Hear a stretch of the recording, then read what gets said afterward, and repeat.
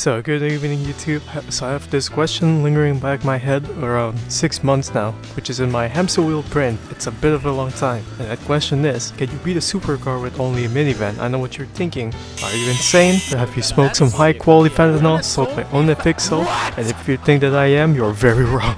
Because Top Gear tried this in 2008 with a random event time to beat the newly released Mitsubishi Evolution X, and they failed. Mostly because Jeremy Clarkson decided it was a good idea to make the splitter out of wood, and just like my feature, it crashed and burned down to never be seen again. And anyways, let's introduce our test subjects, if you will. For the minivan, we're gonna use the Soliad Lansdale 3.5 front-wheel drive, where it has 200 horsepower and weighs about 2 tons. Can you believe it's still lighter than the Iliad 5? Crazy, right? Despite weighing a burger shy of an average American, the performance of this thing is no slouch. It can get to 0 to 100 in about 7 to 8 seconds-ish. Granted, if the gearbox didn't let go down on you, which is pretty often.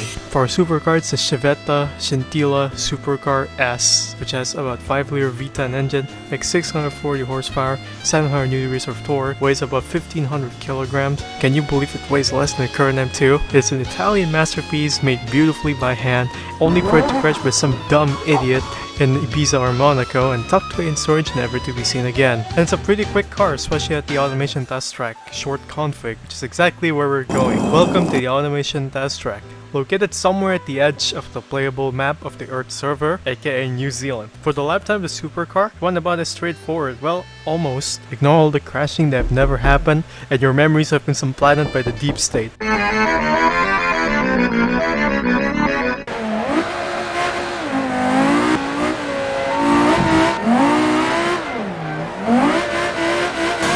Oh my fucking god.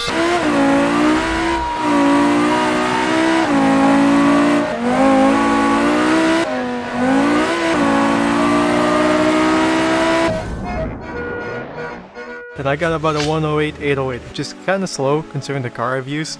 But I do play BeamNG and keyboard, so it's like asking Stephen Hawking to complete a 100-meter sprint race. Sure, he can probably complete one, but it's not really optimal and it's gonna be super slow. Unless if you tell Stephen Hawking that there's kids in the event, he can probably beat Prime Usain Bolt that way. For the minivan, it's a different story, as the car is so slow and heavy that actually gave me an advantage. I can basically go nearly flat out in all the corners, and in my opinion, it's a lot more fun than the Chevetta. I feel like I don't need to be as focused like a heart surgeon operating while trying to drive one.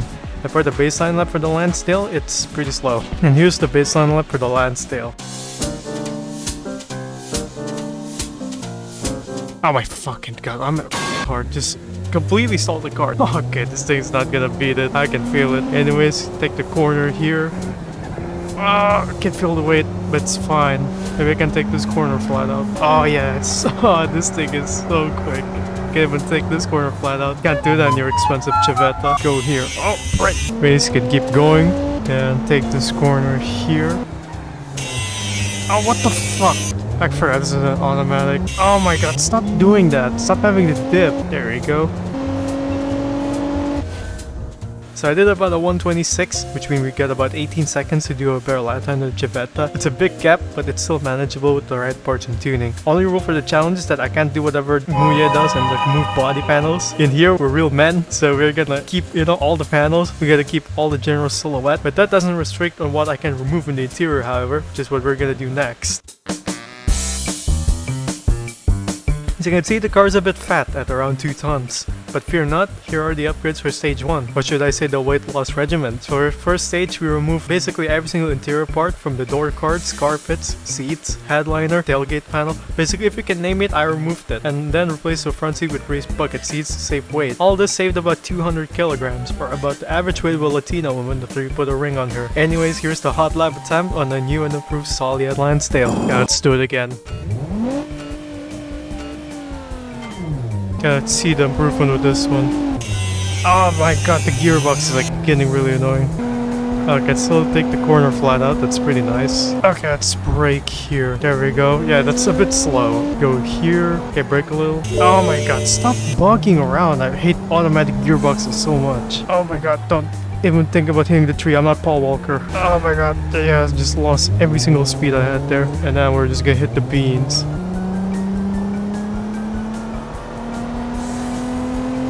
As you can see, it's going faster. No, it's not. Of course, in my classic fashion, I went slower because I fucking did, of course. Okay, are we going slower? Oh, for fuck's sake, I went slower? Oh my god, okay. So since I'm not the one to accept defeat, I locked in and went for a second run, and the second run went a bit better. It was a 1:24.210, which means there's about 16 seconds behind this Gentila. It's an improvement, but it's not hard to improve on garbage, so try it again.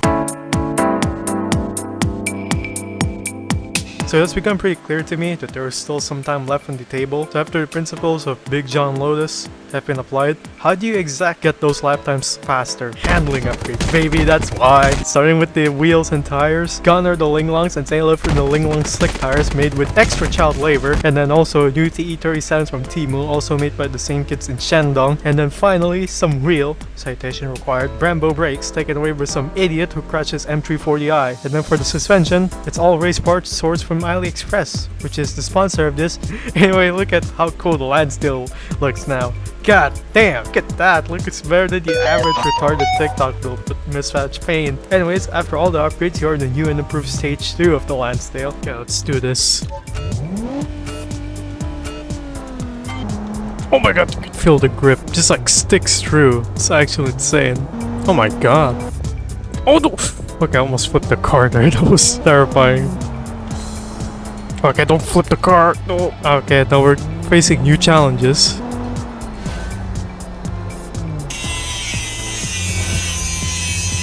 As you can see from the hot lap attempt, our lap times have improved to 1:32.2, which is a bit disappointing considering how expensive these parts are. Anyways, we are being let down by the stupid, dumb, idiot gearbox where it goes on. So in order to fix our transmission issue and make it stop having constipation from not being able to shift gears, we should give it laxatives, which is known as a 6-speed sequential transmission. It's like the one in the M3 GTR, which I like. And then we also give it a limits of differential for good measure. Also now with the new gearbox and exhaust pipes, this thing sounds like an Optum CS killer every time you downshift.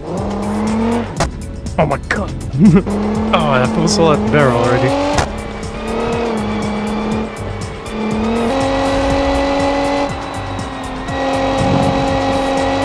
Oh my god, I'm reaching speeds I never thought was possible before now. So you gotta go here. Oh, that feels a lot better now.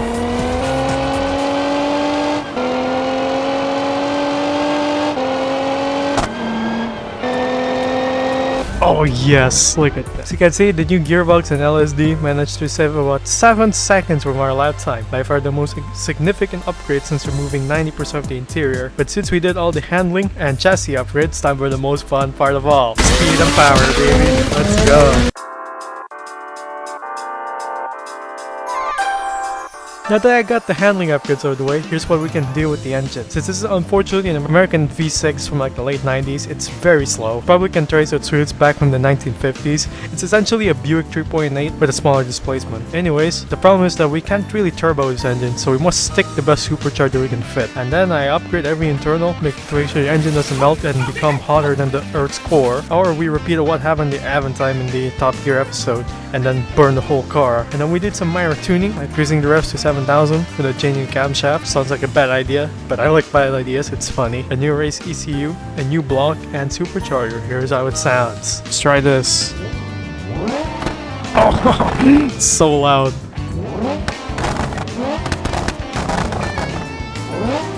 So now it's time to put our Frankenstein beast into the test and see if we beat the lap time.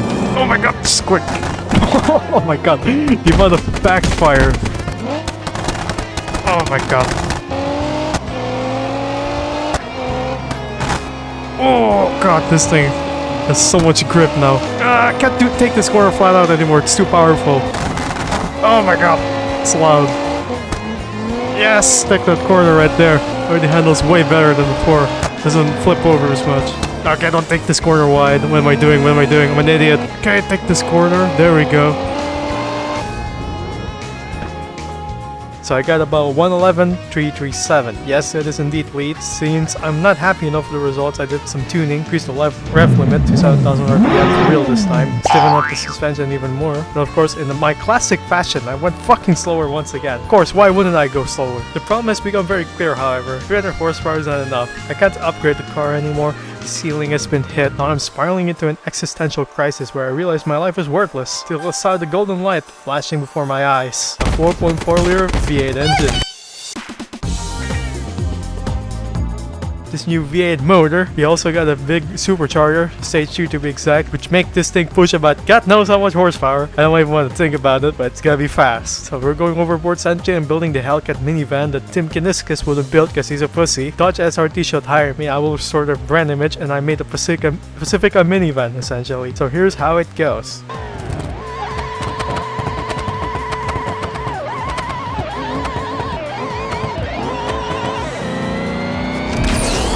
Oh my god! Oh my god, the amount of power! Gentlemen, we hit 1,300 horsepower on the front wheel drive minivan. And it's terrifying because it just feels so sketchy. It just feels like you're going ICBM missile. You just go so fast and then you can't really stop the car. It's exciting, terrifying, and many other emotions at once.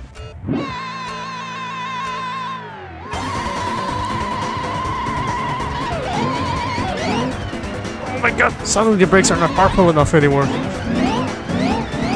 Oh, okay, I've ruined the car. Oh, it sounds like a fucking lamb now. That was like a sheep getting brutally molested.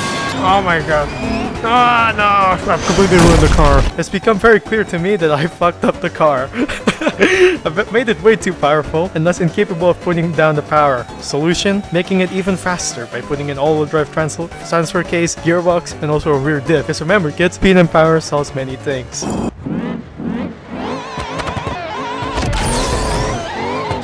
Oh my god.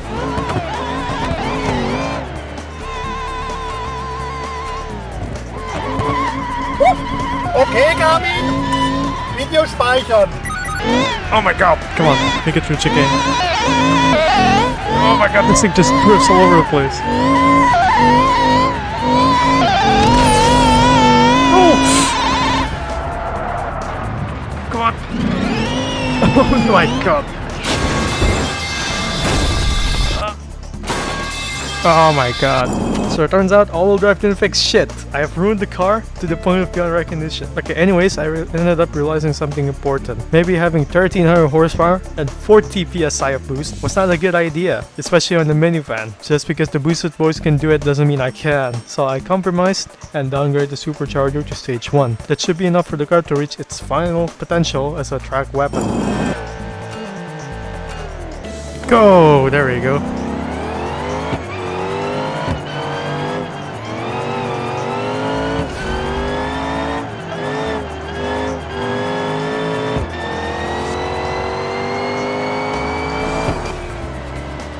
Come on, there we go, take the corner.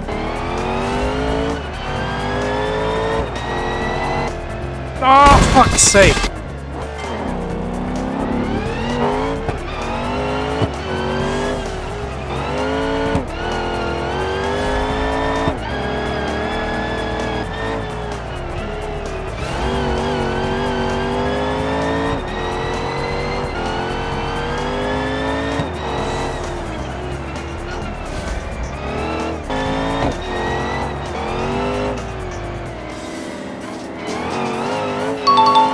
Can it do it? Oh my god. Yes!